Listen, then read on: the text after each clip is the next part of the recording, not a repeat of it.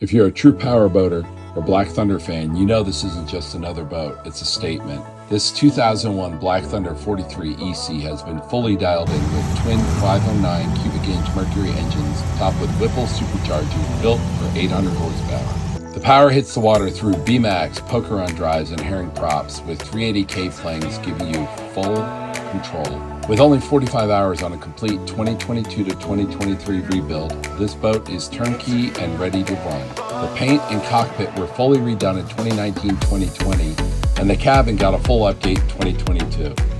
It features a massive waves and wheels sound system, a separate cabin system with a flat screen TV, and a full inverter setup, so you can run the AC and stereo all day on battery power alone, no generator needed.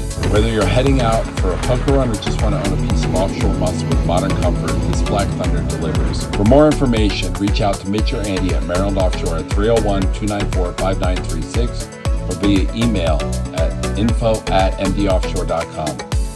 Thanks for watching, and we'll see you on the water.